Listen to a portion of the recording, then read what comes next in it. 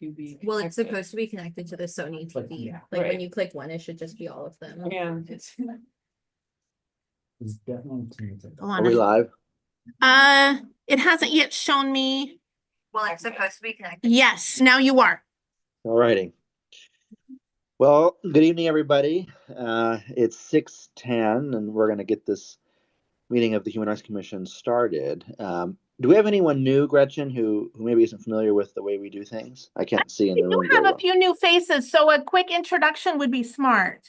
Well, so what we do is we just go around the table, virtually and in person, introduce ourselves. Typically, your name, your ward, and your relationship to the commission. If you're a member, you're a member. If you're a guest, you're a guest, that sort of thing. So I can get us started.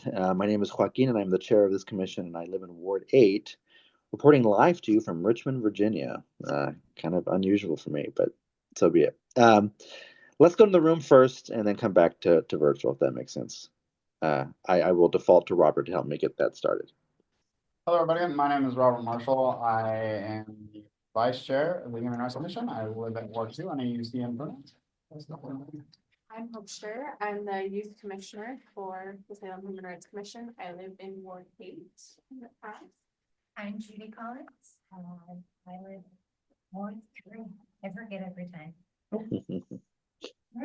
I'm Autumn Brettweiser. I'm just a community member and a teacher in the school district. She, her pronouns, the ward. We decided you did too, yeah. Okay. I'm Cindy Coleman. I'm one of the commissioners and live in Ward 1. I'm Judy McCord. I'm new to this commission, and I don't know what word I live in. 6. Do I? Right. Yeah, we're neighbors. Would you like to say that? I'm Angelina. I'm a listener. I'm Kate, my pronouns are she, her, I live in Ward 1 and I'm a commissioner. I'm Christina Ballard, I live in Ward 7, this is my second meeting here of being on the commission. I'm Jeffrey Evans, I'm in Ward 6, I'm a commissioner. Hi, I'm Ilana Lynn. I use they, them pronouns, and I'm a commissioner. I don't know if you can see me. Hi, I'm Lauren. I use they, them pronouns, and I live in Ward 1. Did we grab that table? We did. Okay, very good. And I'm Gretchen. Wow. I'm staff to the commission. She, her pronouns. Well, wonderful. We have a full room in there. I love it. Kelsey, you want to get us started here online? Sure. My name is Kelsey Murray. I use she, her pronouns, and I am a member of the commission, and I will pass it to Kirsty. Hi, everyone. My name is Kirsty Rudich. I use she, her pronouns. I live in Ward 5, I believe, and I'm a member of the commission. Thank you all. Gretchen, do we have any public comment? Either in person or received? Are there any members of the public hoping to make a comment tonight? We have none. Do I have a motion to approve the agenda and the minutes? I move that we approve the agenda and minutes. Was that Ilana? It was. Is there a second? Second. Is that Kate? Yeah. All righty. All in favor, please say aye. Aye. All right, motion passes. Thank you all. We're going to dive right into our action and discussion items for tonight, and we have our very own Commissioner Evans giving a presentation today about the possibility of a formation of a disability committee. And Jeffrey and I met earlier this week, and we have I think a good structure of about 15 minutes to give some background as to the why and the how and the who and what he thinks the commission might be able to do, and see what steps we can take to move this issue forward, recognizing how important it is to the work that we do. And so, Jeffrey, I think you have a presentation prepared. I'll give you and Gretchen a moment to get that up. And I'll apologize for the basic look. It was a quick and dirty. You know. And no apology necessary. And I want to apologize to Jeffrey. We thought this was going to be up on the big TV for everybody, and instead it's going to be on this laptop. Okay. So what I need to do is also, if I have your permission, is email it out in addition Sure. after the meeting, and so then people have it. But I know you wanted to do the toggle, and so Jeffrey, I'm gonna turn this to you, and I believe it would be like that. And we should be able to make it a little bit bigger. If you wanted to pull it up on the TV, I could click along while he presents, like on the normal keyboard, if that makes more sense. I don't That feels good Hold as on, long Liz. as folks at home can Because of see. the Connected youth, to a it's, USB. yeah, it's, Okay, yeah, never mind. okay. Jeffrey, it's all Okey you? dokey. Okay. All right. We have a problem in our community, namely 28.7% of people with disabilities are excluded from really participating. Now, can I use this to click it? No, that's, can you? Oh, no, it's Okay. gotta be It's gotta be these here. arrows here. That Okay. should take you to the next. All Let's right. make It's been a sure. while since I had to do these things. Did that not work either? I think it's the arrow to like. Oh, this way, try this one. No, you're not in presentation mode. Okay. That's the problem. So let's, would you mind? So I just can't It's down the bottom. think, I don't section. think. There's Okay. a podium on the side. Yeah. Oh my. Here, God. Down on the- I can- Okay, I just can't get it to you, so I don't know how to, it's gonna come Well, out. here. Careful. But if you wouldn't mind coming out. Okay. No worries. Hi. We can go. Look at right mm, technical difficulties. That's always my favorite. You can send the point where you want. The other route. Go. Is that working? Yep. Okay, cool. There you go. All right. You push right here? So Yeah. Jeffrey, that's where you Well, push. it's because you're in presentation mode now, so you can do that. Good. And just, we're not gonna be able to see where, Right. if you want to see the people's faces. And Jeffrey, I know that we had talked about 15 minutes for your presentation, so that'll begin not before, but Well, of afterwards. course. Yeah, just making sure that we were all on the same page. All right, the city is impacted by several laws and a major piece of Supreme Court case law. First being Section 504 of the National Rehabilitation Act, which was signed into law in 1977. Those affected all programs funded by the federal government, which would have included probably a lot of the streets and highway work. You've got the Fair Housing Act amendments in 1988, which essentially outlawed discrimination against people with disabilities in housing. One of the things that we've been having a difficulty like-mindedness with the city attorney's office is that the Fair Housing Act says that you cannot use zoning to exclude people from certain areas. Essentially what's happening. But then the Americans with Disabilities Act, which essentially the National Rehab Act addressed all federally funded programs. Fair Housing Act, housing, Americans with Disabilities Act extended that to all government programs and private entities. And then we have Barden v. City of Sacramento. And that's important because there are two parts of the Barden decision that impact what we're going to be talking about. One is that the Ninth Circuit Court ruled that if it's a normal function of government, it had to comply with the ADA. And then anything a public entity does. Now, that's where local governments and the Disability Rights community have a difference of opinion over what that means. It's kind of like Bill Clinton and yeah, anyways. And this is affecting, anyways, you'll get this, but it essentially, I've essentially pulled sections out of the Barden decision. And one that says the legislative history of the ADA similarly supports. Would you like me to minimize? Yeah, would you? Oh, that would be nice. Where do we do that? How do we do that? Oh, You're just gonna go to where. That everybody works. Okay. are? there you go. I don't have my computer glasses with me, so forgive me. When you get old, you have like 3 or 4 sets of glasses. And if these would help you. No. Fine. Okay. No, they're not strong enough. Okay, the one that I want to focus on is it says the legislative history, the ADA similarly supports construing the language generously, providing that Title II, which covers government, essentially page 8515, which is the page of the decision, simply extends the anti-discrimination prohibition embodied in section 504 of the Rehabilitation Act to all actions of state and local governments. Everything. So this also focuses on, in the last paragraph, holding that the ADA and the Rehabilitation Act encompass zoning decisions because zoning is a normal function of a governmental entity. Okay.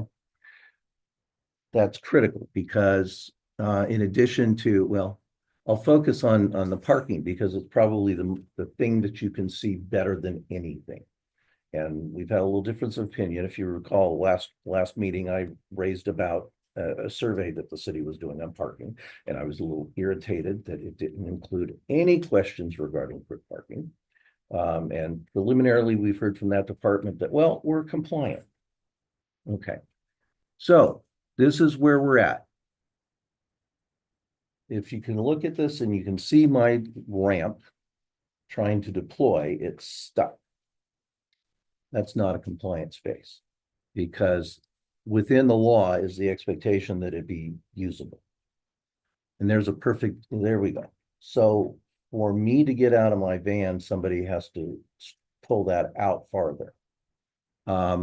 Here's another space. This is a part across from ODOT. You might not see any paved area next to the parking space. About 14 years ago, when I testified before the legislature, I actually got stuck in the mud because it had rained. This is a non-compliant parking space, but okay. Here's another view of it.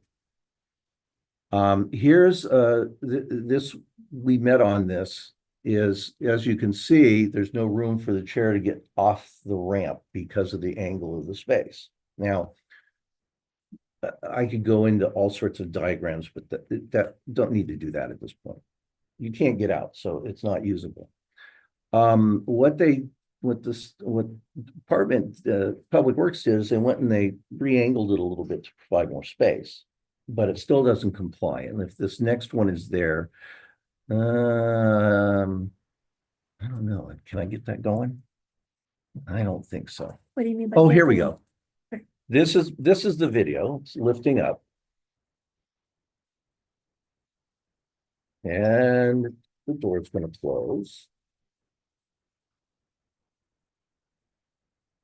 Here the door is closing.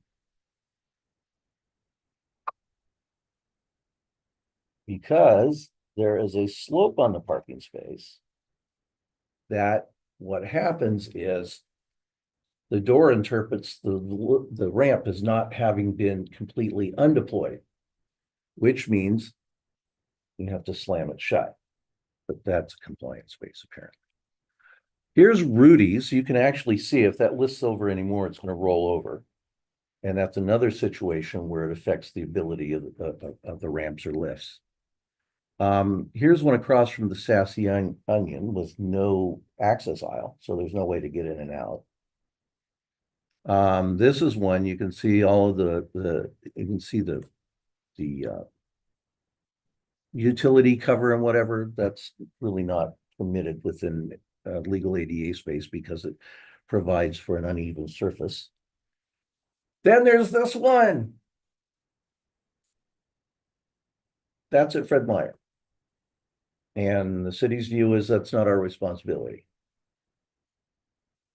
Yeah, what in my younger years, I just would have passed by and accidentally, oops, knocked it over. And this nice Harley would have. Okay, so the problem is, we've just looked at parking. The problem is the built environment is the greatest single impediment to people with disabilities becoming equal and being a productive member of our society. And we're looking at housing, education, sidewalks and transportation, parking, shopping, socializing, employment, all of which the city has an impact on through the built environment. The built environment is the purview of land use or the planning department. And you look at the city authority over land use, approves the designs of subdivisions. City maintains that we don't have to require that brand new housing.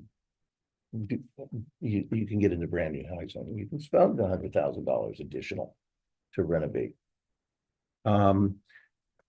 Design of all commercial properties dictates the development of parks and open space, controls condition of sidewalks, hours of operation of transit, whether private housing should be accessible, construction or rental housing, design, construction, and maintenance of public facilities.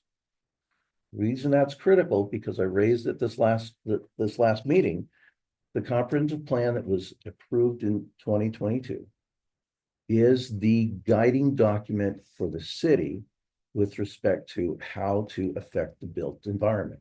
There is one policy in the entire document dealing with housing, and the policy says encourage provision of accessible housing.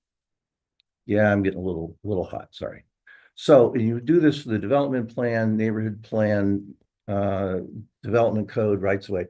I looked at every single neighborhood plan, some of which have not been modified since the 1980s. The development code, comprehensive plan, sorry. None of these don't even really acknowledge the CRIPs exist, let alone what needs to be done to bring us into our communities. I've also included some quotes from Oregon's revised statutes, which the city has to comply with.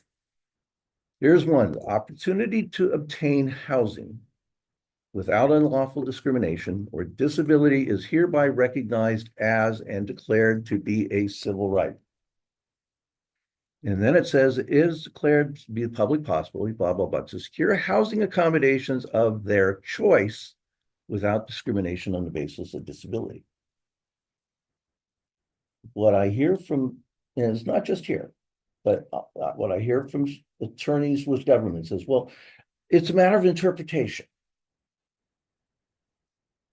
This is what we deal with.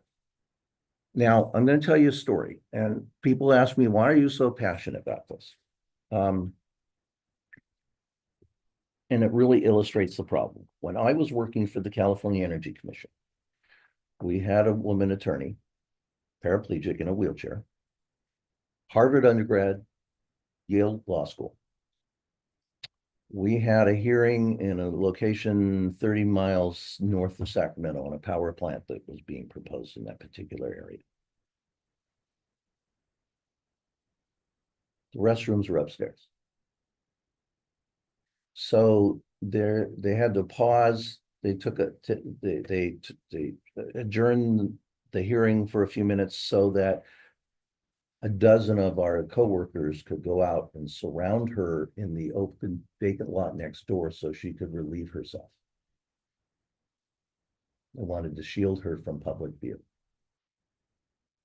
6 months later, she committed suicide. That is the impact. The impact is we don't belong. And what we're seeing is the city has been going. Section 504, 48 years ago. ADA, 35 years ago.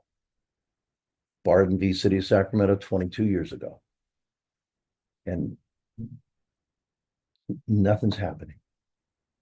If we buy a new house that it was built before we got to the builder, it's going to cost us $100,000 to renovate. And that's in a new neighborhood. Now, what I wanted to do, and I wasn't able to get it done, I wanted to go out in my wheelchair along D Street with my GoPro on my forehead to show you the condition of D Street. Now, the NESCO representative, the transportation chair for the neighborhood association, met with somebody in Public Works, one of the managers. And she said she left as though feeling that she'd been patted on the head and said, oh, thank you for coming by. That's what we deal with. It's a matter of interpretation. Or now the new one is, oh, we don't have the money. 48 years. The city since 1980 has doubled in size.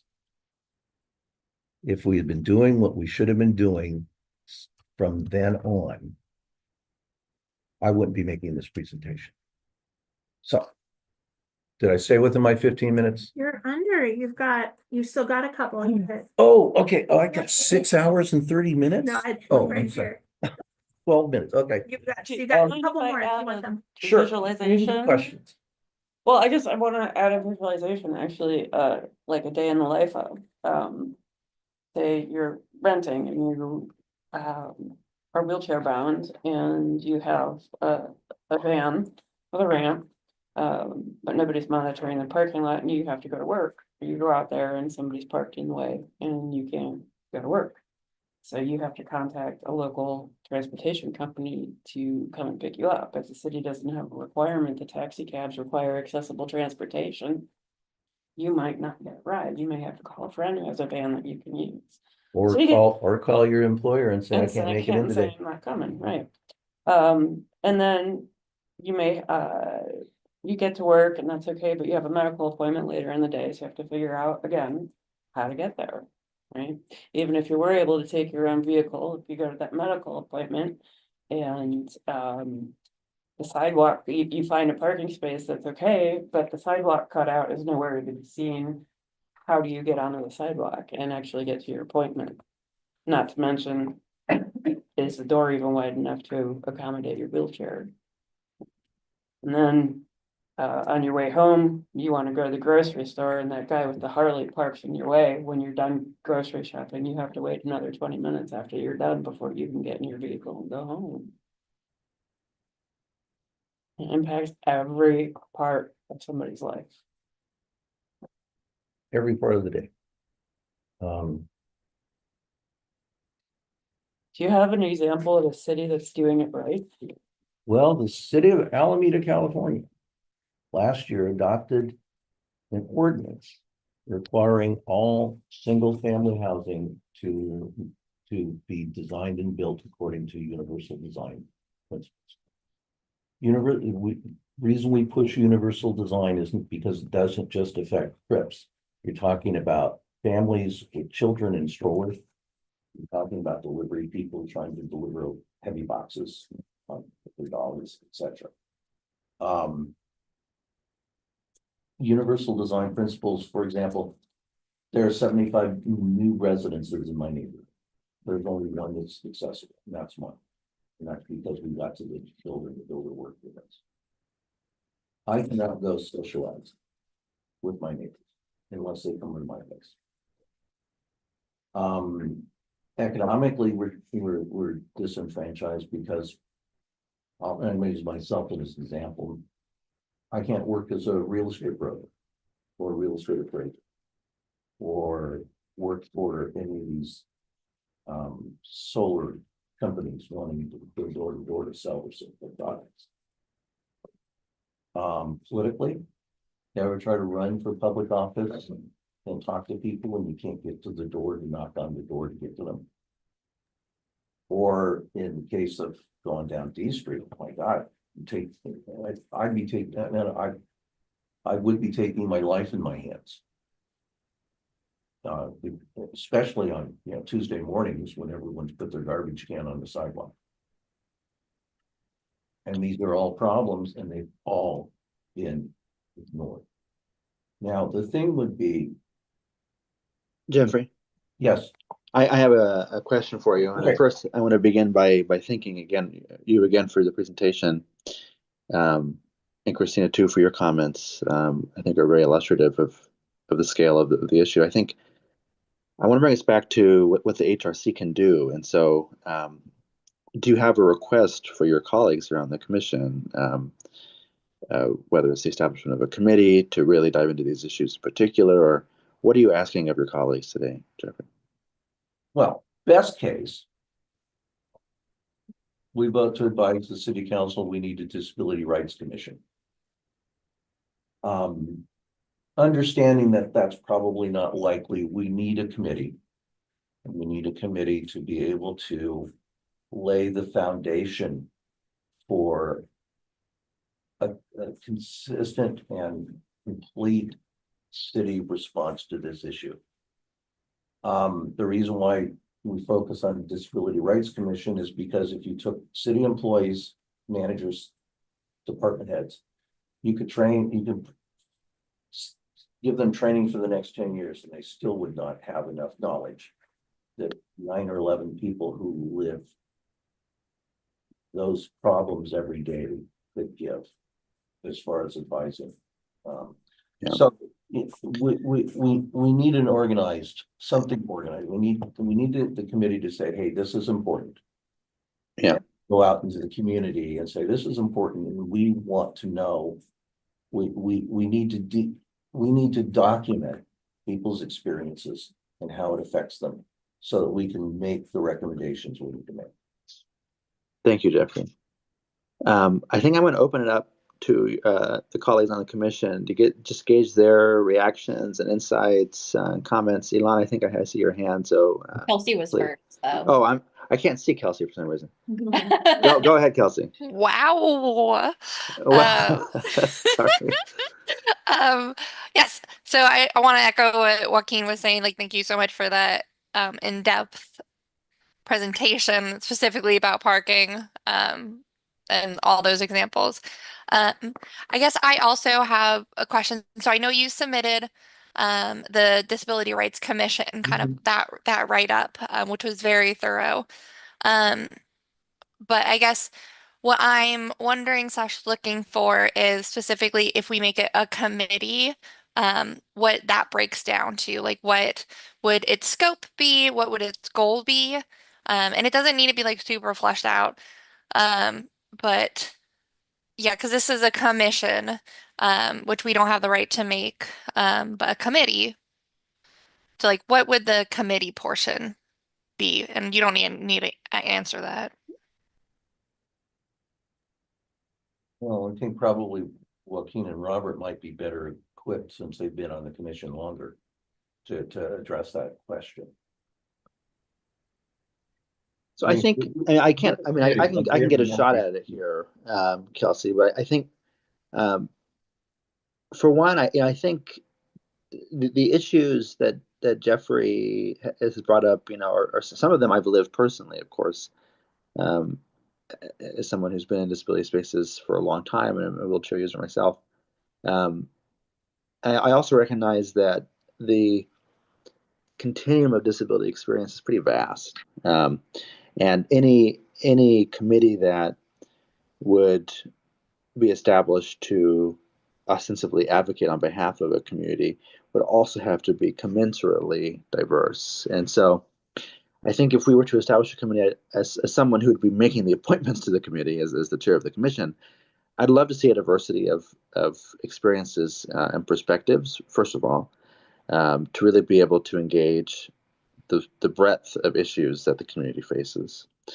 And I think there would be a period of trying to establish goals for the committee. I mean, the thing that I've been really interested in the last few weeks has been what can the commission do? And my answer to that is the commission serves as an advisory capacity to council and to the mayor. And so we can advise them and make recommendations, even policy recommendations. And we can bring communities together and convene conversations and do a lot of that community work. And I think maybe we even ought to.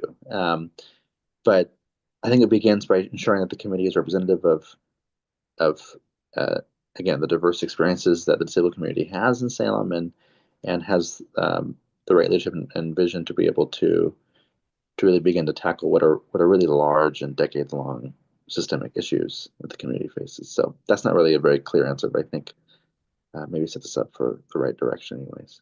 Does that answer your question, Kelsey? More or less. You can say less if it's less.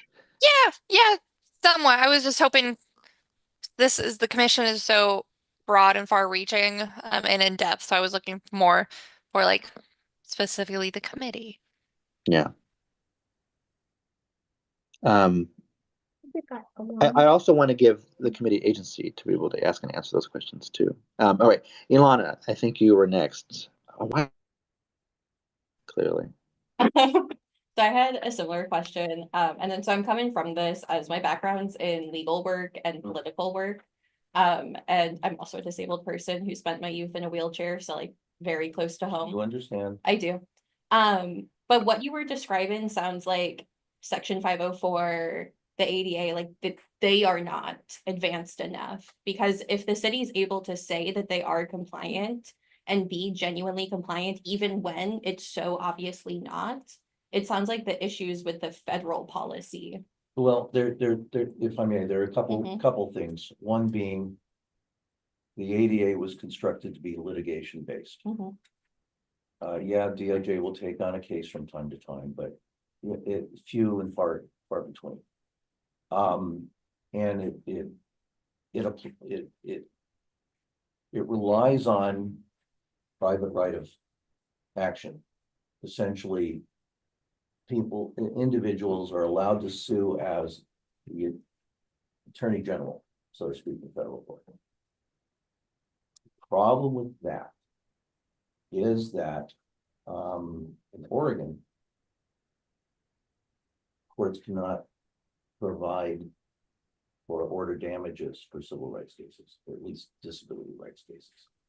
And what happens then is you look at California with a real well-developed system with the Unruh Act, which the attorney will look at it and say, okay, this guy's been discriminated against 100 times, minimum $4,000 award.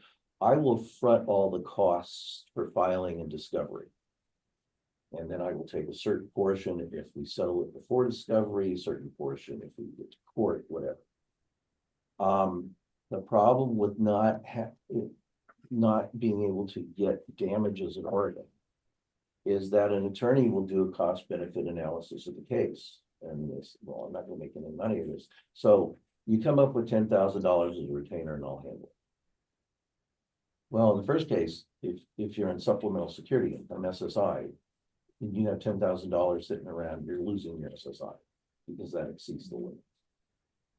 Most people with disabilities aren't going to have $10,000 in the bank. Usually because we've been spending it all on keeping the cars going and renovating the houses and fixing our wheelchairs and everything related to that.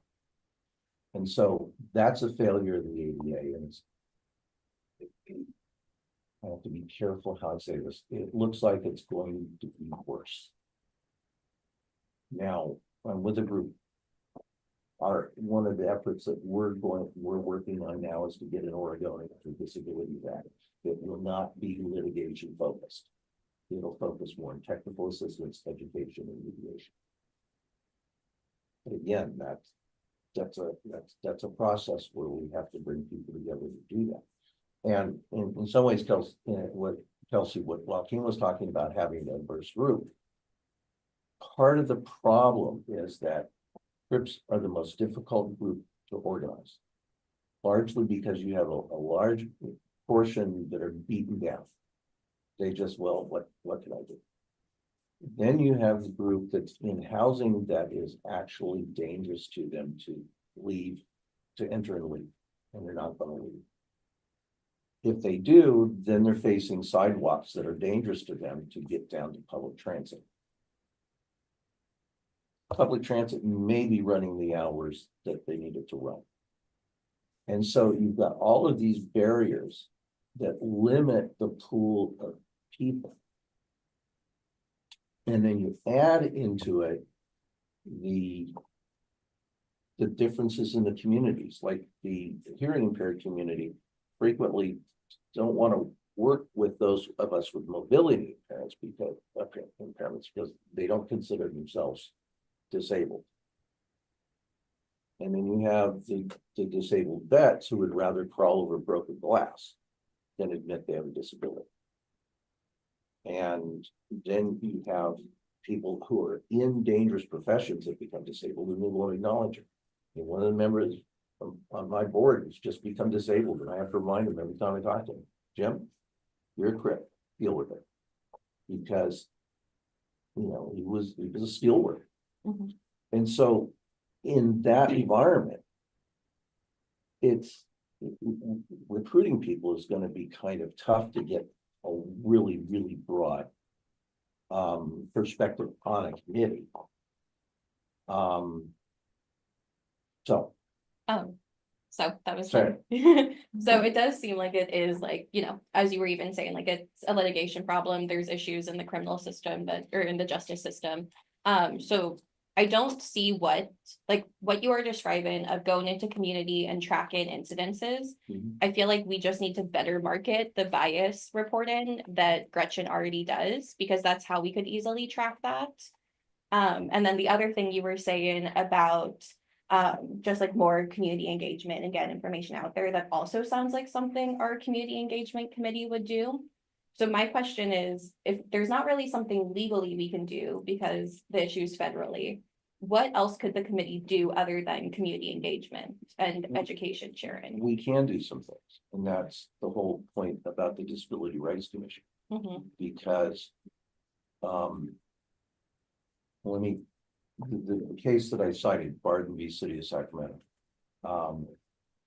Essentially, the city was chip sealing roads without modifying curb cuts or sidewalks. And the group ended up suing the city of Sacramento for doing it. Goes to federal court. Federal court judge says, well, yeah, it's pretty clear curb cuts. All right, although the argument was curb cuts do nothing because you can't get in between. Mhm. So it was a fast track to the Ninth Circuit Court of Appeals. And the Ninth Circuit ruled anything the government does. Mhm. But What- the government says they're in compliant, right? Like every time you talk to the city, they say that they're in compliance. Yeah. And so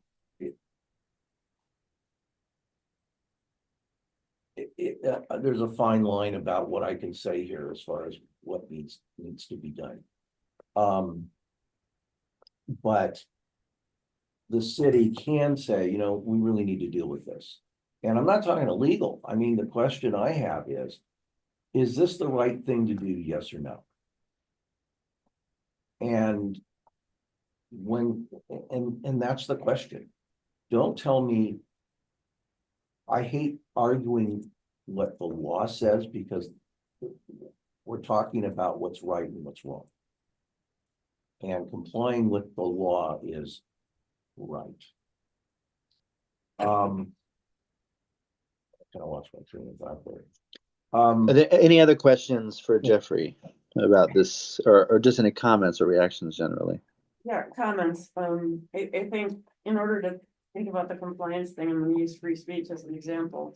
So in 1945, even before under God was in the pledge, there was a case in Virginia, Virginia, that went to the Supreme Court, and I believe it was a Seventh-day Adventist that took the case there, Barnett. They couldn't idolize the flag, so the Supreme Court said, you do not have to stand and do the pledge. You cannot be compelled to speak, right? You cannot be compelled to express yourself. However, how many of you had to say the pledge when you were in school? Yes, yeah, I did, yeah. Why? I mean, you can always choose not Because, to. what, no, not necessarily. To pledge allegiance to the flag. So schools still, there are school districts all over the country that still have rules that say you'll get detention, or you have to write an essay, or you have to do this, you have to. Why? When the Supreme Court has already said that they don't have to, right? Same thing here with disability and accessibility. And we're not just talking about people with physical disabilities, we're talking about people with invisible disabilities, people who cannot see, people who are hearing impaired, people who have sensory issues, people who are developmentally disabled, a lot of those who cannot speak for themselves. Old people with Right. arthritis. Old people with arthritis, people with mental health issues, okay? There's support in the community right now. I mean, I've seen all the local theaters have days when they make sure they have captions, but they also have special times where the folks with sensory issues can come in and not be overwhelmed by the sound and the lights, right? Because that can trigger seizures, and it can trigger other issues as well. So you're talking about a large part of the community. Not only is it hard to get people to work together, but you have a large part of that can't work with other people, right? They can't. They don't have a voice. So we have to be able to give them that voice. When you're talking about money, if somebody's on SSD, they can't have more than $2,000 in the bank unless they have an ABLE account. Okay, so if you have a crisis, right, if you have to call into work 5 times in a month because you can't get there, you're already making less than the average person could, and the people with developmental disabilities that receive SSD even get a lower minimum wage than even I think servers at this point. So minimum wage is like $2 an hour. So there is a whole subset of this group that cannot advocate for themselves, right? So somebody has to give them a voice. Cities, businesses, employers, people don't comply with the laws sometimes unless if you're a kid and you don't want to say the pledge and the school says too bad you get detention, but that's not the law of the land, what are you gonna do? Sue the school.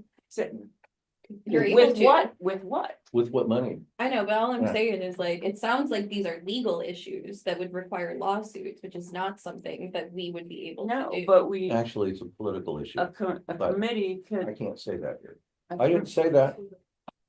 A committee could help raise awareness, and we could Yeah, have no, events, absolutely. and we could also give the city advisory reports. We could say, for example, the other day I saw somebody who was having difficulty with a sidewalk in a wheelchair with the amount of water that was piling up there. Are we gonna get a bias report about that? No. But we could. If we could, if we. Joaquin That's Hope the is whole point. wanting We are to only jump- as good as. Yeah, go ahead, Hope. All right, I just brief question. I absolutely affirm creating anything that can help. I'm just a little confused because we're talking about creating a disability, either committee or commission that is fully inclusive. But you're also saying it's very difficult to get people to work together with very different disabilities. And I'm not exactly sure how those two are gonna connect if we do end up creating it. How we're gonna make a space where people who are hearing impaired are going to want to interact with people that are physically disabled, like you were saying. And We could create a committee of the commission, this commission, to lead this effort. And there needs to be a leadership effort, because I'll tell you what I've encountered and other civil rights activists have encountered dealing with their city. You'll get a city manager running around telling council members, he doesn't speak for anybody, he just speaks for himself. Because there aren't 300 people right there. And it's because the built environment prevents us from being able to organize. I mean, to a point where if you're a quadriplegic and you want to go somewhere, it takes you 3 hours to get ready. Then you go to the event, then it takes you 3 hours to get ready for bed. That is a major effort. And so there are all of these things. The problem is that you have to give people hope. To quote, I just watched Milk the other night again, and you got to give people hope. And you give people hope by creating a committee.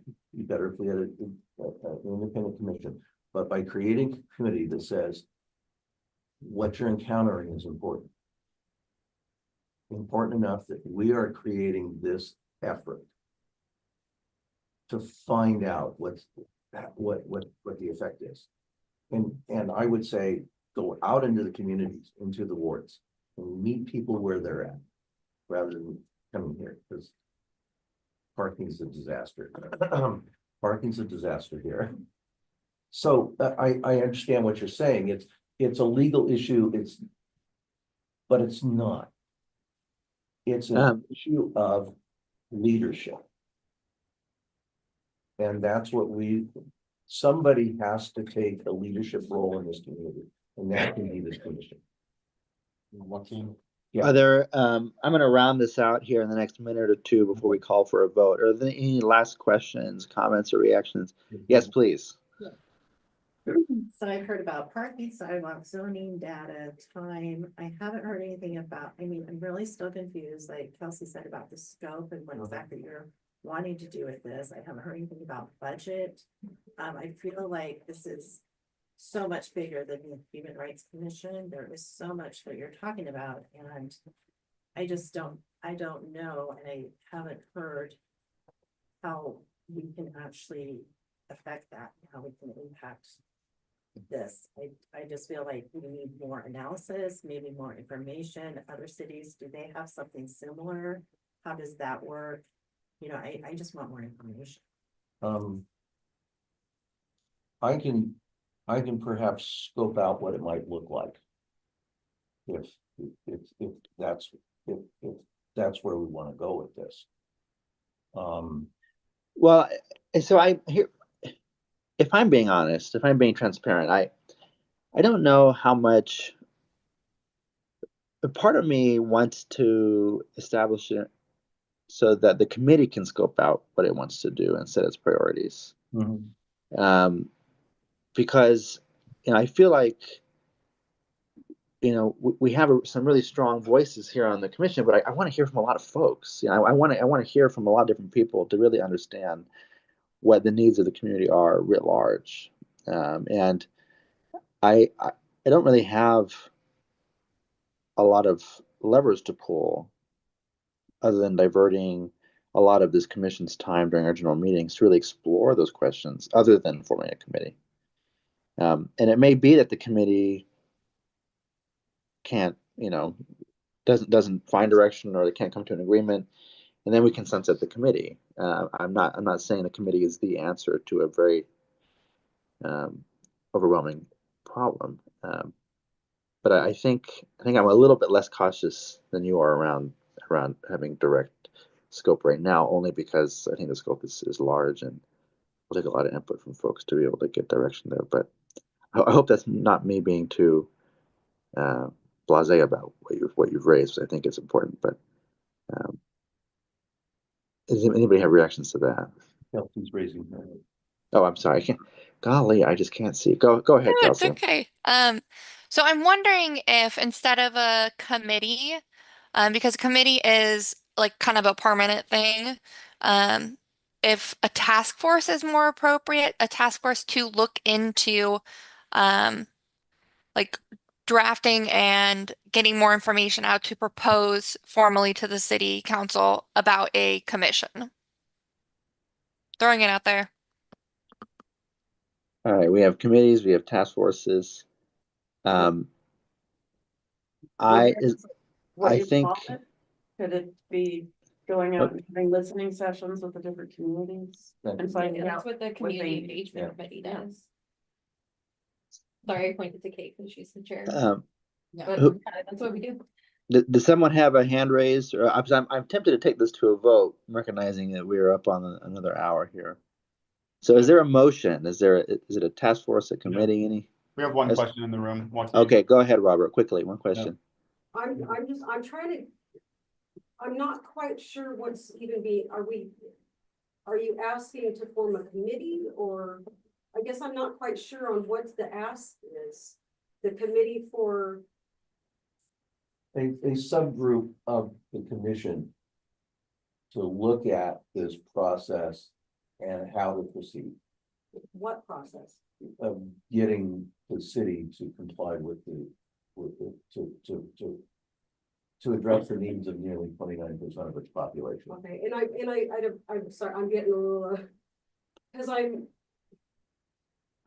come to this meeting thinking that it's something, and then I sit through them and I find out that it's not at all, because, and it's interesting, it's the first meeting I've been to, I mean, that's maybe the third or fourth, I'm not sure. Because, and I think that you can have compassion for this gentleman. I've seen him for the last 2.5 years. He's had an electric scooter. He went to the Family Tree, Dollar Tree the other day, had an emergency inside the store. The emergency team said he could not take his vehicle with him to be transported to the hospital with him. So it was asked of the manager at the store Can we leave it here? Whatever, however that happened, well, what ended up happening, the man stayed the night in the hospital to find out the next day that that manager had told the employees to get the scooter and put it outside. And you guys know where that is, right? You know the homeless, I don't know if you know, I've been out there 2.5 years now. I've never been home, I've been in the city 30 years and I've seen, I could just cry right now. Because I can't believe that we're sitting here spending this time talking about things when we have immediate, that gentleman is paralyzed, I'm not sure where, but after finding out his thing was stolen, some woman he talked to was able to get him a wheelchair, but it's the kind you need both of your arms to use, and the man, I forget where he's paralyzed at, maybe his left side from a stroke, I can't remember now. Because I've met too many people. I met a man with no legs whose wheelchair was stolen from him. And the police are harassing him. There's 5 cop cars harassing him. Anyway, I didn't mean to go off on that, but I guess it's like, I came here wanting to ask for help for that. It's an immediate need. The man cruises up and down. He's staying at the UGM. Okay, and that's the other issue I have. So I would like He's got to, people I that would like to get us should back, help I would him. like to get us back to See, Joaquin's and then we're topic. gonna curve I- away. I'm no, sorry. I'm sorry. I do want to invite you to speak with Gretchen, because Gretchen also serves Oh, as I the homeless was liaison. planning on asking But her I after think we the can meeting talk, to we can speak. sidebar this, Please, because I after would the like to meeting, get but I the would like man to get his back chair to, back. I would like to get back to Joaquin and a possible motion. Well, first I'd like to say, thank you for sharing your experiences. And, we have a staff person, Gretchen Bennett, who helps administer ADA compliance for the city, who I think would love to learn more about your experiences and what you're raising tonight. So thank you for doing that. And Gretchen, you'll be available after the meeting, I'm sure. Yep. So thank you for that. All But right. apropos of the discussion today, I mean, basically we have a member of the commission who is really interested in diving deep into these questions of what this community is facing. And we don't have a motion on the table yet. We don't have a proposal as such, but I think, this is the 3rd meeting in a row. We've gotten a lot of engagement on this topic, and I think I'd like to hear a motion, if there is one, for the creation of some committee or task force to explore this. And the motion may fail. I don't know in advance, of course, but is there a motion? I'm seeing a hand raised. What is your motion? Is that Jeffrey? I can't see. I move we establish a disability rights task force to review the problem of the human rights issues related to the disability community, and seek to devise an approach to address those issues. That's the motion. Thank you for your motion, Commissioner Evans. All those in favor, please raise your hands, and someone other than me count them, because I can't see everyone in the Oh, room. I need a second before you. Sorry, excuse me. Is there a second? Christina Forgive me. seconded. Sorry, Christina Commissioner Ballard has seconded. Forgive me, Gretchen. Thank you.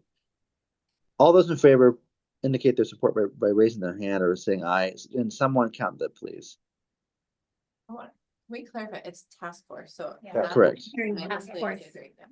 So we got 1, 2, 3, 4, 5, 6, 7, 8, 9, 10, 11, counting the 2 on the screen. Are there any in the negative? Robert? No negative votes. Motion carried. Motion passes unanimously. So that means that we will have a disability rights task force being set up. Details to follow. If you have interest in serving as chair of that task force or being a member of that task force, please reach out to Gretchen and myself, and maybe we'll have a roster for us by next meeting. Remember that members of the public can join task force and committees, and so you do not have to be a member of this commission to join that body. And so I would encourage you. Maybe we'll talk about this as well, how to do outreach to ensure that folks from all backgrounds and perspectives can join in the conversation. One that's I think been made clear time again in the last few weeks, last few months, is very important. So thank you, Jeffrey, for that, for those comments, the presentation, and for everyone for your interest and votes tonight. I'm gonna go ahead and move us forward in the agenda. But first, I will sidebar by welcoming Dr. Brown. I would say Counselor-elect Dr. Brown, but I think it's just Counselor now. Congratulations and welcome. One of our newest City Council members here. All right, Gretchen, is there a bias crime update? Is Sergeant Dowd there? He is in the room. You want my? Great. Robert, go ahead. We're shuffling a bit so that he can be more visible. And when I said Robert, I meant the Robert sergeant. and Robert are switching places. Okay, go ahead. We just moved chairs for me to tell you that I have no bias crimes and no incidents to report on since the last meeting that we had in December. I met with Lieutenant Dede. If you don't know, Lieutenant Dede is now the lieutenant over the Human Rights Commission and bias crimes in the investigations division of the police department. He basically took Deb Aguilar's job, DC Aguilar's job now full-time. So he is serving in that role, but at your all's request, I am continuing to be the liaison here for the commission. And I met with Lieutenant Dede, and we started to compile the end of 2024 stats to make the year-end report from the police department. And so I want to give Lieutenant Dede the time to put all that data together and make the official report before we share any information, but there won't be anything. I can't imagine there being anything on the report that would be outside of information that I've already shared with you all at our monthly meetings here. So, Thank you, Sergeant. Any questions? Sure, if it would be possible. the other Robert has a question. I'm Stand not by. sure if it'd be possible for this report or not, but if you do have information regarding the number of crimes or anything, that maybe weren't even bias crimes, but incidences involving homeless individuals that you could incorporate as a supplemental, I'd be interested in seeing, like, how many times were individuals experiencing homelessness victim of crime in 2024? Interested in seeing that data. Also, could you include your definition of a bias crime? I've been wondering about that and if it might not be as encompassing as it could be. So the definition of a bias crime is defined by state law.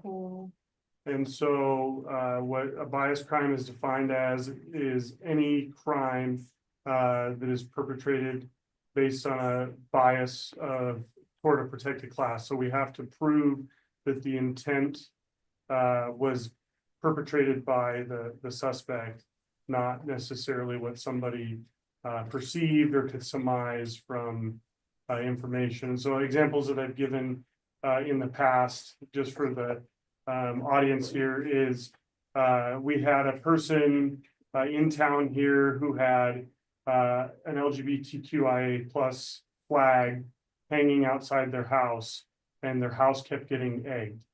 And we were never able to locate. It was like 3 or 4 times over the course of a month that their house was egged. And we were never able to find a suspect, identify a suspect. There was no information that led towards the identification of a suspect. And so therefore, we were never able to substantiate that it was a bias crime. We can all draw that conclusion, but without any determination of motivation, we cannot state that it was a bias crime. It would be a bias incident, and we would document it as such, but without identifying the motivation of the perpetrator, we couldn't declare it's a crime. Interesting. And then also, have you communicated with the gentleman who had his wheelchair stolen? I have not. Those are like $3,000 at a minimum sometimes. I have not. This is the first that I've heard of it, but I don't. Please keep in mind. Yeah, sorry. I'll say this a little bit in jest. I'm not a real police officer anymore. I sit in an office and I work with human resources to recruit and train new officers for the police department. So I don't have the day-to-day interactions that I once had when I was on the community action unit. And I've been in that role since September. So the information that comes to me comes via a weekly report. And so when an officer takes a bias incident or bias crime, and there's a box that they check on their report. The report that I get compiles all of the incidents where that box has been checked, and then I go in and manually read the report and then put the data from that report into the weekly update or the monthly update, sorry, that I provide to you all. So I'm reading anything where somebody is checking that there was a bias identified as part of the incident or the crime. What does the training look like for that, for people to be able to identify bias crimes? So we do training at our in-service training. We're in the middle of our in-service training right now. But we train all of our new officers.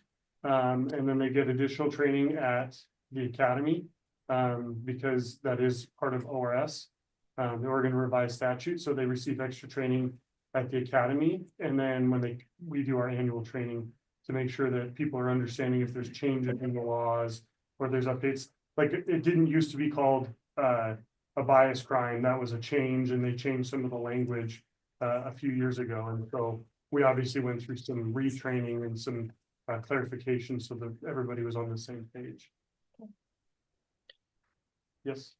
Does the police department still operate the volunteer program for tickets and disabled parking?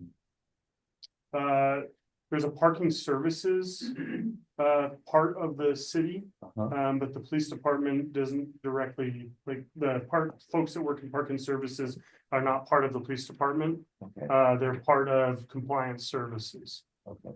And so they're the ones, we do have volunteers, but not to go out and do disabled parking tickets. That's too bad. I could solve the budget crisis. Sergeant Dowd. Yes, sir. This is probably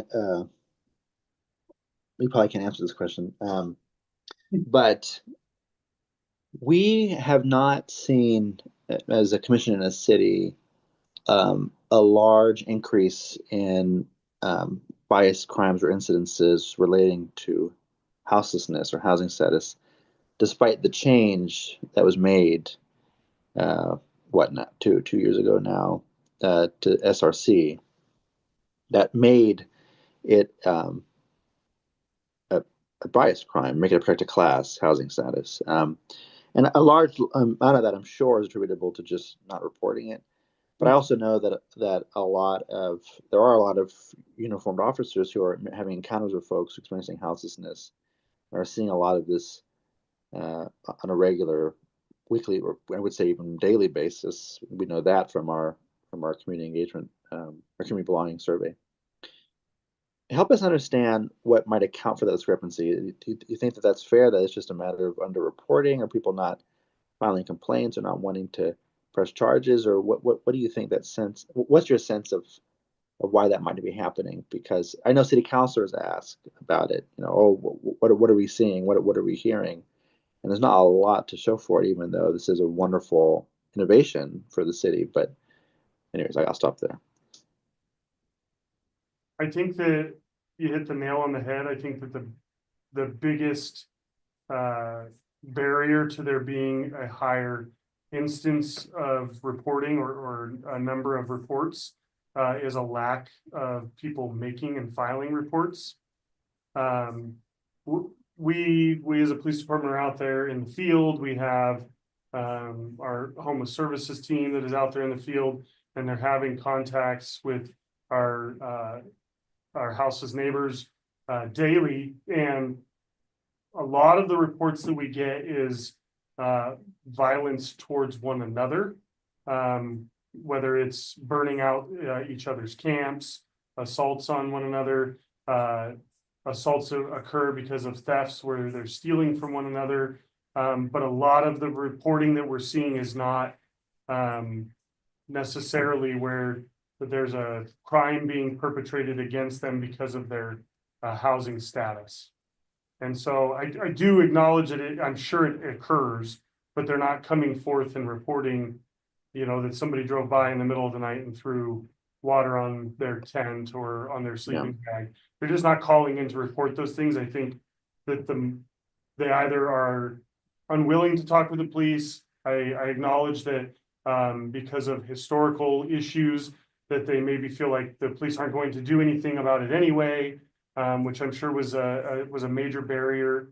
But without people willing to come forward and share their experiences or report these incidents, we just don't have the ability to get necessarily all of the data. Thank you, Sergeant. Deflating as that may be. Any other questions for Sergeant Dowd? All right. Well, thank you for your report, Sergeant. We appreciate it as always. Thank you. Gretchen, do you have any complaints of discrimination received? I did. I had 3 received in December. The first one, a caller arrived to a place of public accommodation to see that a person was needed to help in people with electric mobility devices, but no one was there to do that. Like the entrance wasn't immediately accessible, and there was a sign telling them to use the other entrance. However, they went around to that other entrance and it was also not accessible, and there was not somebody there to help them. I'm still working on reaching the owner of that property to have a conversation. I've been struggling to make contact.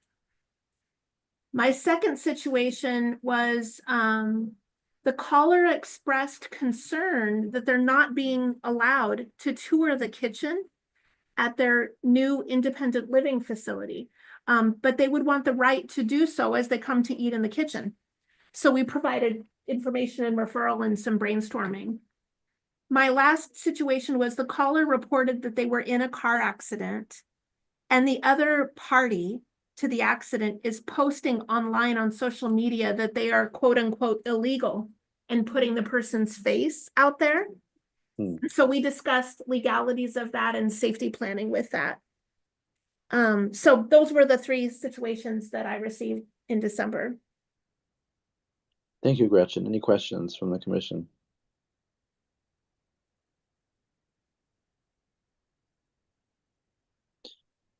Well, thank you for your report, Gretchen. Those are difficult to hear. Yeah, maybe we'll speak privately about the last one. I'd be interested to know what remedy they might have for that. But yeah.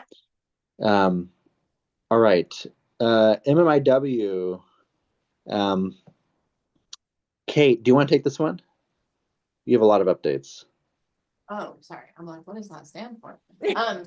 Missing and Murdered Indigenous Women's Day is in February, and we've been talking offline through email to try to understand like if we can move forward with a movie showing. We talked about this last time, and there's some progress. So we do have permission to show the movie Sugar Cane. I don't know, Celine, if we have permission for the other one. Okay.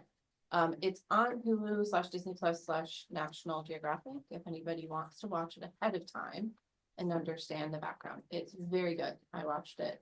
It's beautiful. And it's created by Indigenous people for awareness about residential schools and the missing population. It was pretty amazing. So Canada's situation with that is about 1/3 of the US's impact with residential schools. I'm not saying that right, but like we have like 3 times the amount, or had 3 times the amount. So what they are experiencing is much bigger potentially here. We have not explored it as much. That organization is happy to work with us on a showing, so I'm trying to get a call with them soon. We just had the holidays in the way. But then Joaquin made the point that it's probably just not realistic for us to do this before February. That we can still do it, it's just February is just too soon to get our local tribes together, because obviously they are the most important stakeholders in the conversation. So for all of this to work out, we're trying to work with our the city's Indigenous liaison, which Gretchen. Not yet, no Okay. update yet, but Okay. trying. Yeah, so we're trying to work with someone who can help us gather our stakeholders within the different nations and tribes locally. And then we can maybe set a date and move forward with the showing. In the meantime, I'm going to talk to the organization who produces Sugarcane to see what the logistics look like. And there's a small fee, but I was like, I'm happy to cover that. I don't care. I think it's worth it. And we can kind of talk about missing and murdered Indigenous Women's Day, even if it's not on that day. But Canada has made this an actual holiday, so not, and sorry, that's a horrible word, but sorry, but like a federal, awareness, thank you, observance day, yeah. So, and it's not for missing murdered Indigenous Women's Day, it's about the missing population from residential schools and about the genocide towards that population in Canada. So they have recognized it. Don't think the US has at all. So it's interesting to see their progress versus what we have done. And locally, this is impactful because we have multiple residential schools in the area. And still have one that is now run by the tribe itself. So, yeah, so there's some progress. We'll let you know if anything moves forward. But as a group, we'll talk about what dates would work. And I think we can wait until our next meeting to do that. But Joaquin, were we going to talk about what month would work? Like what Yeah, would you like to discuss? so first of all, a huge thank you to Kate for doing a lot of that work. I also watched the film, and in addition to being very good, it's also just very emotional. You know, there's no way of saying other than it's very difficult to watch. But it's a moving film and it's well done. And though it's not explicitly or rather specifically about MMIW, it does deal directly with missing and murdered children, violence against Indigenous women and families, and it's set in British Columbia, in the Northwest here, and so there's a regional relevance to it too, and I think that it's not going to happen in February just for timing, from a time perspective, but the whole point of me really bringing up topics of Indigenous rights and visibility was to say that we don't talk about it at all. So let's start talking about it. And so, I think, if the commission's interested, we should still maybe pursue a proclamation for February from council, and then this can continue on into the year. The terms you asked me for a month, Kate, I don't have one on, one doesn't come to mind for me. I think just only because we need to hear back from the tribes. I think this is emotional and sensitive enough that we have this idea, we've gotten the context, we have folks ready and eager to do the showing, but I really don't feel comfortable moving forward without a lot more tribal involvement. And so it'll be up to them, or whatever their reactions are, and to your point too, Kate, about Chemawa, I mean, we have what I think now is the oldest continuously operated residential school in the United States, here in Salem, which is Chemawa. And so the one that's still open, I mean. And so there's a lot of history there. There's still students there. In my day job, we run a program there. And so there's a lot of connections with the community here locally, even though they come from all over North America. But there's a lot there. And again, I think, Kate, and if there's any questions, oh, I see someone. Yep, gone. I can't see who it is. So, Indigenous Peoples' Day is recognized as in Oregon on October 13th. Okay. So maybe that would be a good day to do it. Yeah, IPD is kind of a counterweight to Columbus Day. And so for folks who are unfamiliar with the history of that holiday, it's kind of a either or thing, but take your pick. Some of the tribes also have their own days of observance or holidays for when they've had federal restoration of tribal status. So we could all, like, when we ask them, we could see which, so Grand Ronde is one of our local and selects, I believe. So we could ask them, like, what was that date, if that's something, but I think that's also a day of celebration, so it might not be the best one. They might have ideas, because as I am moving into a job with a local tribe that is not one of those, they have multiple days of observance or holidays that they celebrate in addition to federal holidays. So they probably would have an idea, like you said, Joaquin. Yeah. I also think, just quickly, that to me, just because of the emotional nature of the film, to me, I also feel like there has to be some kind of conversation component, just talking about it. I think I'm having a hard time from the outset imagining this film being played and just kind of walking away from it without some kind of conversation. So again, getting ahead of ourselves there because we haven't talked to the tribes yet, but I just wanted to say that out loud. I also know that Celine, who unfortunately I haven't had a chance to talk to, is she there? Is Celine there? He is. I know Celine had another film in mind too. So before we get too ahead of ourselves, Celine, did you have anything you wanted to add about any updates from your film idea? Yeah, so the film was available on Netflix, not anymore, as like, Mm. are they coming to go on Netflix, it is still on like Amazon and Apple. But they have to be rented, I haven't watched it, I have Apple TV. But yeah, those are the only places that are available. The filmmaker, she's not local to the area or United States, so I have contacted her. Did you hear all that? What film? Kinda, yeah. Fire Trail Road, it's like based in Washington State, basically looking at a female that went missing. That was indigenous, not seen it. So familiar. Yeah, it's like a year old. Slightly dated.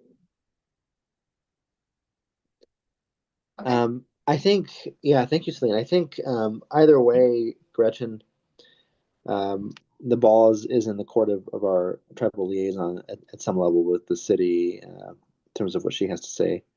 Are there any updates around that? No, I will Okay. work on that. My colleague's right. out of the office, and so I'll follow up. Okay, thank you. Yeah. So yeah, so those are the updates. Or any other questions about that, or to me, or to Kate or Celine, or anybody?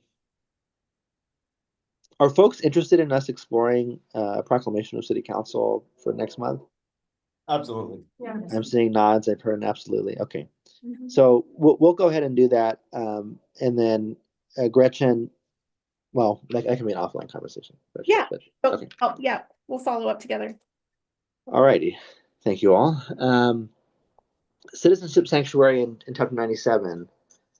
I don't know if there are any updates for this. I kind of have a comment about this, but it's not really an update. I know that we talked about having that roundtable discussion with local leaders. I don't know where we are in terms of outreach. Gretchen, maybe you know more than I do at this I just point. have to mea culpa apologize. I haven't been able to circle back to that work, and Kate volunteered to help. And so I was going to circle over to her and engage Kate, and I just simply have dropped the ball. So I will endeavor to not do that by next month.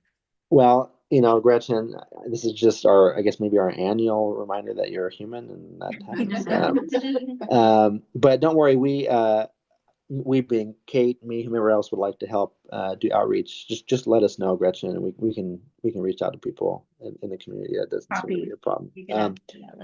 Thank you. I just wanted to, as if this needed reminding, but to highlight the importance of this issue now.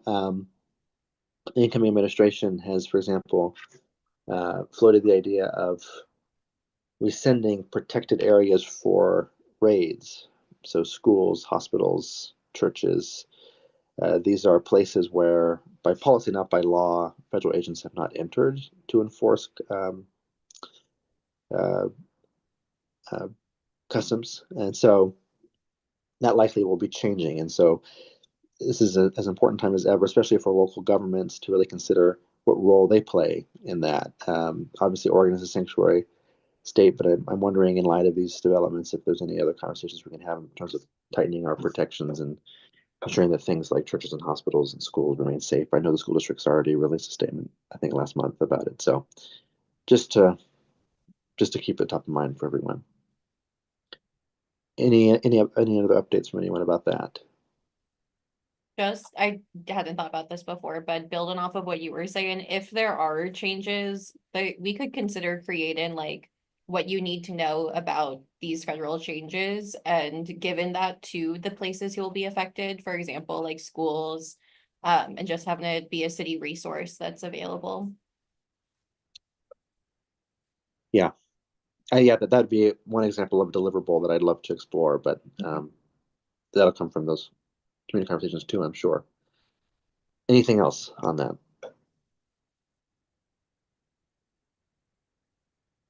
Okay. Committee updates. Kate, you're first. So we talked last about the survey with Professor Miriam Bradshaw. And I think we're making good progress. We are still talking about including stakeholders ahead of time, and I think we're getting, every time we have a committee meeting, we're getting more clarification on which questions that are seemingly redundant or don't add as much value without taking out any of the historical context that we use for reporting. So we had a great discussion last time. We were always very sensitive to how long the survey is. We were kind of maxed out almost, plus or minus one question as it is. So this last session discussion that we had, I think we found a bank of questions that really didn't add as much value as we had hoped in the last couple of years, and then discussed how we could maybe swap those out for some that add more value, which are either qualitative or get to the heart of a different population or problem statement we're trying to solve. So before I move on, do you want to say anything? Robert, anybody want to add to that? Do you remember the questions, Kate? You want to share? Oh, go ahead. Thank you. Yes. And anybody's welcome to join our committees. We have a lot of fun. Please do, it's super fun. We talk about surveys. When is your next meeting? Our next meeting is January 22nd, Gretchen? I think so. The fourth, That rings true. the Yes, fourth 7. Wednesday at 7. Usually spring or hybrid. And Commissioner Strathy is doing a wonderful job chairing that. I've Committee. done half of the meeting so far, so thank you.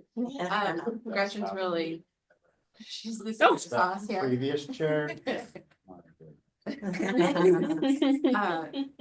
So I think I don't remember, like several weeks ago now, I don't remember where we were on the qualitative questions. We looked at the ones that Ilana and Kelsey had created that were for a slightly different purpose. And then talked about how we could maybe use those, but Marianne's class has to have value in helping us with this survey. And so that's something that we're kind of working with them on, is potentially including qualitative questions. But I don't remember where we settled on. My memory was that we decided to go with like the standard survey with our revised questions this year, and then with more time to prepare, seek out qualitative questions in the following years. I think we were poking her this last time a couple times, like, how could we do this though? And she's like, you have to pay people, so we're not doing it yet. So we'll get there, but we're not there yet. Gretchen had a good point that we've continued to talk about whether or not we want to do another engagement event. We talked about maybe the Lancaster corridor with different businesses, anybody who was just out that we want to talk to, and when we would want to do that. So that's something that we discussed, maybe a quick agenda item on our next committee meeting, but also discussing with the broader group, because that's not just for the small committee. Yes, Robert. Yeah, so my suggestion was, I always forget when Marianne puts the community belonging survey in the field, but it might be worth exploring our next community engagement event, possibly around like a month and a half ahead of that survey going to the field, so that we can advertise that survey, and then also maybe we can encourage business owners to advertise that with their customers. Yeah. 100% agree. That's what I was thinking too. So that would be March, April. Yes. Yes, it might be rainy and it might be cold. Yes. And some of us may choose to drive, some may choose public transportation, some. There you go. To walk or stroll down Lancaster is your preference. We'll figure out logistics, but we can talk about logistics now in our meeting. So, okay, and then lastly is the dashboard, which we do not have much progress on as of right now. But Sergeant Dow, that we would love some more data to put, or that we will create one day. So appreciate that.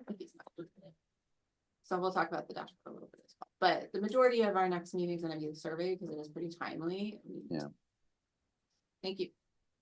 Yeah, the meetings are pretty packed, but Kate's doing a great job.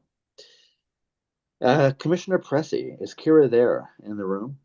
She is not, Joaquin, but reached out to me and let me know there's no update tonight because the committee met just prior to the last Human Rights Commission meeting. Oh, that's There right. was nothing new to report. All right, thank you for that. Commissioner Ilana. So I don't know if we've met again since our last one. The holidays, holidays. But just to provide some context, I am the chair of the process task force for the commission, so that way we can establish standard processes and procedures for the entire commission, so we're all working under the same assumptions and, efficiently. And so we have finalized all of the things that we developed, and now the legal department is reviewing them. And they do have some questions and comments for us that we will discuss at our next meeting. But just because of timelines, the legal department has not been able to get to that until February. Yeah, Yes, he that's actually what I did. just sent me back a list of some questions, but would like some more time with it as well. So he's thinking February now. Yeah, but So- he's engaged with the material. February or the month after that I can't think of right now. March. When we will present those policies and procedures to the larger commission, and then we can all discuss what that means for us. Thank you, Ilana, and I cannot stress how wonderful this is going to be and has been, and I think this will bring a lot of value to the commission. So thank you, Ilana. Thank you. Commissioner Murray, can I just call you vice chair just for good old time's sake? I know, Robert. Sorry, Robert. No, just okay. I'm sorry. Go ahead, Kelsey. Ex-Vice Chair Murray. So we met, what was supposed to be our last meeting in December. I feel you, Robert. But those of us who are on the commission were expressing our desire to not lead the event in the future. This is our second time kind of being voluntold to spearhead it. And for like 2 years, the event just hasn't been what the goals we're looking for. And so we are proposing that we do not chair, that we have one representative from the commission be on the planning committee. There was some pushback on that. Someone was like, well, Gretchen, you're doing a great job. I was like, Gretchen is doing a great job, but if it's more, we're hoping that the UN, because this is a UN event, takes it on. People who are more passionate about the event takes it on. So we have one more meeting where we will be discussing that. So TBD. Oh, alternatively, Kelsey, may I add something? Yeah.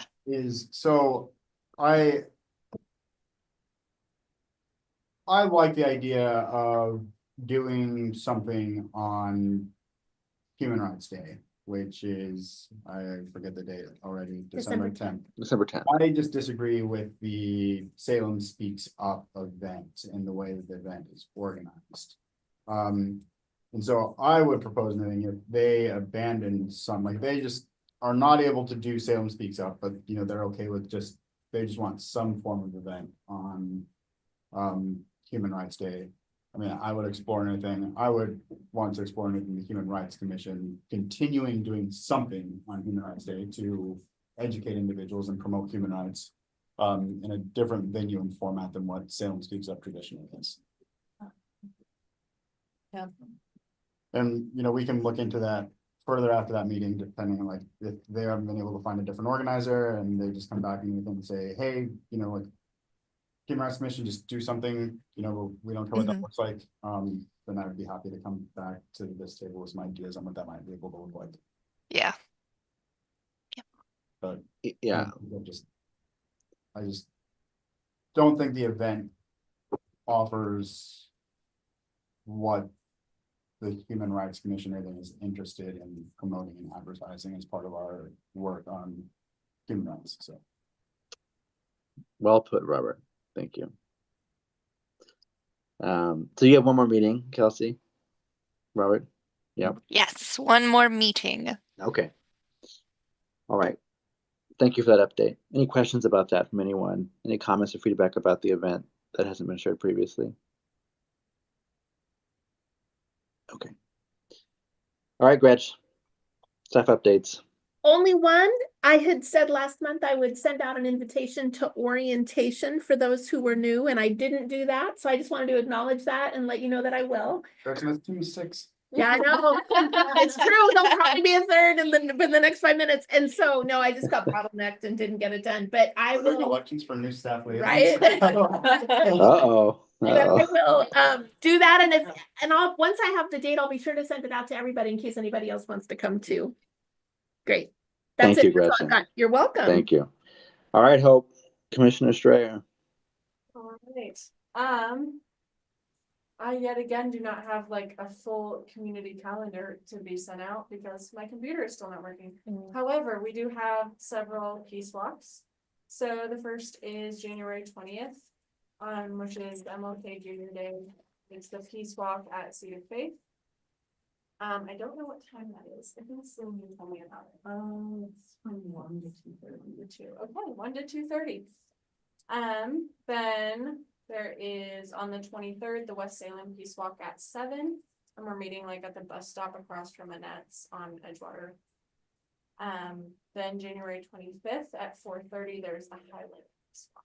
And that is what I have for peace walks for this next month. I have to ask Hope how the West Salem ones are going. I have to ask every Really time. well, yeah. Good. The last one, I think there were like 10 people, 10, Yeah. 15. Yeah, so it's just keeps getting bigger, which is really great. I'm happy to hear that. Yeah. Any other questions or community events on people's minds? Yes, I have one community event that I would like to add. Okay, Robert, go. So the annual homelessness point in time count is Oh, yeah. conducted throughout Marion and Polk counties on January 23rd through January 29th. I believe volunteer shifts are listed for the 23rd, 24th, 25th, and 26th. We don't have printed flyers to hand out here, but I'm sure Gretchen would be happy to email those out again to people, but I encourage anybody that can. We have all volunteer opportunities for both, going out into the community, engaging with unsheltered individuals where they are. We've got we've also got several stationary sites. So individuals and everything that would prefer not to be out in the elements and, would prefer to, be at a stationary site. We have opportunities available for that. So it's just a really good opportunity to, interact with individuals, meet people. It really provides, Gretchen, especially for the city of Salem area account, it really provides her and her team, as well as this commission, will provide us, a snapshot of, what the current state of the homelessness crisis is, and be able to compare data from years past to see if, we're making improvements, and then where additionally we can put efforts to improve housing outcomes for individuals. So if you have any questions, please feel free. You're welcome to reach out to myself. You're welcome to reach out to Gretchen, and she'll send out that information for individuals to sign up if they're interested. Thank you, Robert. Really can't speak to how important that is. So if you have time or capacity or willing, able to, please volunteer your time to do that. It's a great service to the city. All right. Any member remarks and announcements? Jeffrey? If I can add to everybody's movie viewing list. 2 movies. Movie viewing list? Okay, go ahead. One on Netflix called Crip Camp. Yes. You've seen it? Yeah. And the other being Coda, from 2021, Academy Award winning film. Yeah. Will be at that point. Actually, best picture that year. Great. Thank you. Anyone else? A TV series called The Chosen. Just TV series called Chosen. Seriously. Alrighty, well with that, I give you the balance of our time back, 15 minutes, just 16 actually. It's 7:44 and this meeting is adjourned. Thank you all for your time. And do you want us to stay? Yep, chairs stay behind, please. And Gretch too, if you have a second. Thank you. Have a great night. Thank you. Good night.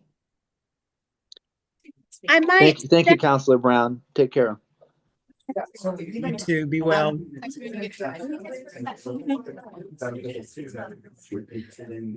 the live stream? Are we still live streaming, Rich? It should be, but I don't see the thing to turn it off. Yes. I live on the walk away from. Were we live?